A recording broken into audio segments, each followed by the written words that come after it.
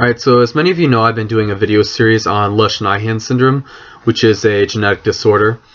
And basically what I've been doing is trying to help families to understand Lesch-Nyhan syndrome, help genetic students to understand Lesch-Nyhan syndrome, basically trying to help people in general to understand what Lesch-Nyhan syndrome is, what causes it. Basically, I want to help them understand this. The reason I'm doing this is I was assigned Lesch-Nyhan syndrome as a genetic disorder for my human genetics class, and rather than doing the assignment in a writing format, I've been doing the assignment in video format for my professor, and she's quite enjoyed it, by the way.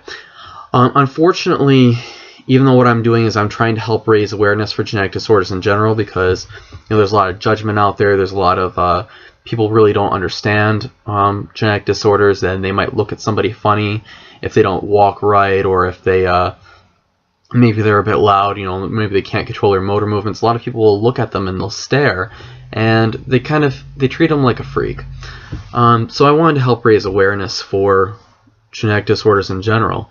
I myself have Asperger's, which may be partially genetic. I don't really know actually don't know the genetics of Asperger's, which is a mild form of autism. However, I've had somebody that decided to take my videos where I'm trying to raise awareness of Lesch-Nyhan syndrome, and this person has been obnoxiously, insanely rude. And basically what he's been doing is accusing me of only using Christian sources in my research. I'll read you his comments in a minute, but the sources I've been using for my research are journal articles that I'm getting off the NCBI website. For those of you who don't know, the NCBI website is the source you go to for biotechnology information. So if you want to know the sequence of a particular gene, or the sequence of a genome of a particular organism, or you want to know a particular protein, or you want to know anything you want to know about genetics research, anything along these lines, you go to the NCBI website. This is the main source used in my field. They have it's a database of journal articles and other things as well. And you go there, type in whatever it is you want to learn about, and they'll give you professional journal articles. These are things written by geneticists for other geneticists and biochemists to read. These aren't something written in a church basement. These are professional. These are really in-depth professional things. Anyway, so let me read you the comments this guy posted real quick. Quoting me, allegedly, he says, "I'm no expert or anything." And then he goes on, "Well, why not at least hear the experts out? Honestly, put down your weapon, open your ears, and listen to the experts. Maybe what they say," and I think he meant say, he wrote so, but we've all made typos before. "Maybe what they say won't confirm the evangelical religion in a literal sense, but at least you will have learned something. Stop calling me names and start listening to the evidence at the very least." Anyway, so let me scroll down. He also says, "Sanford is a debunked fruitcake." Sanford is a geneticist that I'm acquainted with, John Sanford. I'll talk about him in a minute. "Sanford is a debunked fruitcake. The only reason you latch onto him is for religious purposes, probably a fear of death. You should try reading books not published in church basements." Like I said, the NCBI is not a religious source, and I mentioned this comment to my other classmates, and they really got a kick out of this. By the way, Dr. John Sanford is a scientist from Cornell. Far from being a debunked fruitcake, he is the inventor of the gene gun, which is the #1 device used in plant biotechnology today. It is the #1 device used to genetically modify plants. So if you want to go to a store and buy a genetically modified apple, for example, you can probably thank Dr. John Sanford for his device. Now, some of you might not like genetic engineering, and obviously I have my opinions about it. I'll maybe put that in another video. Mixed opinions. I'll put that in another video, like I said. But Dr. John Sanford is also a young Earth creationist, And that might sound a little strange, a little shocking, that why is this Ivy League scientist so religious that he has to interpret the Bible literally, despite the scientific evidence? No, actually, this guy was convinced by scientific arguments that the Earth is young and that life is designed. And he's actually published a book called Genetic Entropy and the Mystery of the Genome, in which he cites scientific research showing that the human genome is actually breaking down. Rather than getting better and better and better, as you would expect from Darwinism, it's actually breaking down. And the reason he talks about some people say, well, maybe if there was more natural selection, there wasn't so much modern medicine, this wouldn't be happening.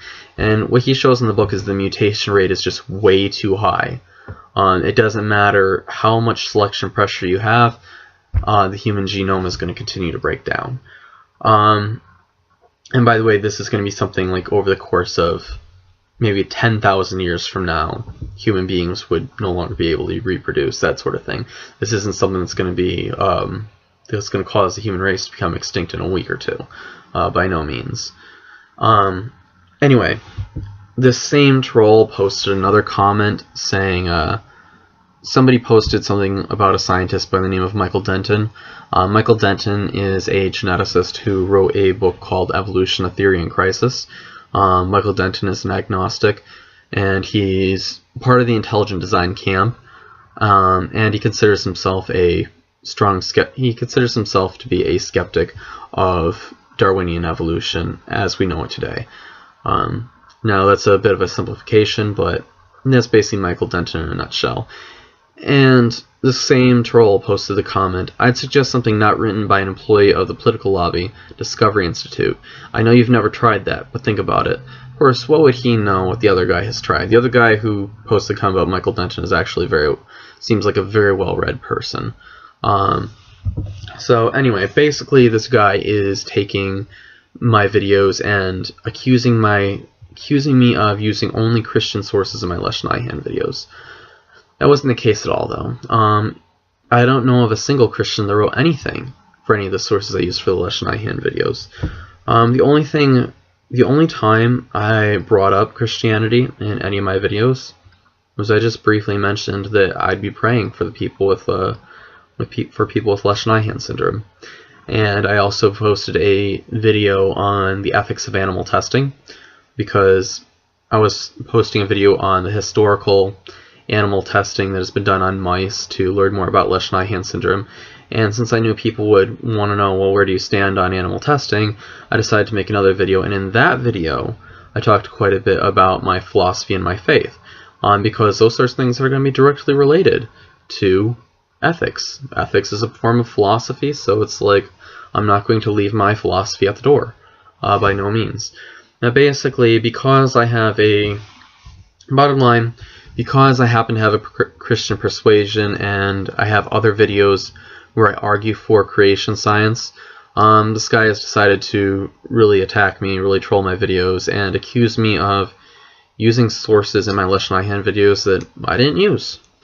Now, on creation and on intelligent design, because I know that I'll get a lot of comments on that, honestly, I think that I grew up a Darwinist.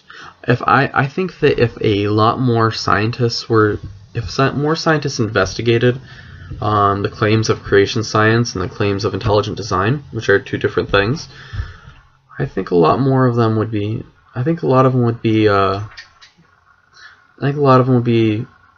surprised. They'd be surprised how good a lot of the arguments are. Unfortunately, in our society, people often don't look into the other side. They just kind of believe what they've heard through the grapevine. So people who are Democrats, for example, will believe whatever they've heard through the grapevines about Republicans. Republicans will believe whatever they heard through the grapevine about Democrats.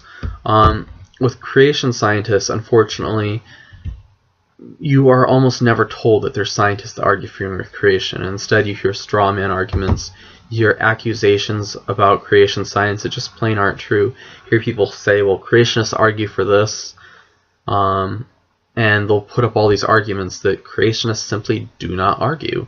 They'll say, well, creationists believe this, this, and this, and creationists don't believe in 99 times out of 100, creationists don't believe in any of those things. So there's a lot of information out there misrepresenting the creationist perspective, misrepresenting also the intelligent design perspective, and many people don't know about the strong scientific arguments for each of these positions. And unfortunately, it's because people don't hear about them as much.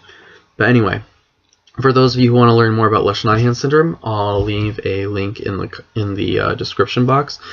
For those of you who want to learn more about creation, evolution, and intelligent design, I'll leave a link in the comment box for that as well. And I'm going for science. I want to get a PhD in genetics. And honestly, looking at things from a creation perspective has helped me out greatly. It has actually helped me in my classes. It hasn't hindered me. It's made it where I've looked at things like, I remember when I was in high school and they started talking about junk DNA. I was kind of in my transition phase at that time. I said, from a creation perspective, junk DNA, we would almost expect that there might be a function for that discovered later on. And in fact, creation scientists and intelligent design advocates predicted that the so-called junk DNA would turn out to have a function. This was a prediction made by these models. Evolutionists were saying, hey, this for the most part, they were saying, well, this junk DNA, we don't understand what it does, therefore it must not do anything, therefore it's evidence for evolution. So basically, we don't understand it, therefore it's evidence for evolution. That was the bottom line of their argument. So anyway, like I said, I think if people looked into the creation arguments, I think if they looked into the intelligent design arguments, which I'm not even going to begin to start to cover those in this video, I think that they would be pleasantly surprised. And honestly, I think if every scientist in the world if more scientists were to look into these, I don't think creationists and intelligent design advocates would be the minority. I think they'd be the majority. I think they'd be the majority. And by the way, within the scientific community, these camps aren't shrinking. They're actually growing very rapidly. You have more and more scientists out there advocating young Earth creation, and they're growing very quickly. Same with the intelligent design advocates. They are growing. They're multiplying like locusts. They're growing every day, probably. There's more and more and more of them. So anyway, I encourage you guys to look into these things, and look into these things, look into a perspective that you might not agree with, and for those of you who might already be creationists, understand the evolution perspective as well. Anyway, in the Bible, it says that the first to present his case seems right until another comes forward and questions him. Proverbs 18:17. And Charles Darwin says the only way one can come to a fair conclusion is if they look into all of the arguments and all of the evidences on each side of every question, on all sides of each question. I'm sorry. And again, that's a paraphrase. He said that early on in The Origin of Species. And that's not being taken out of context, by the way. Anyway, this is Greg, out.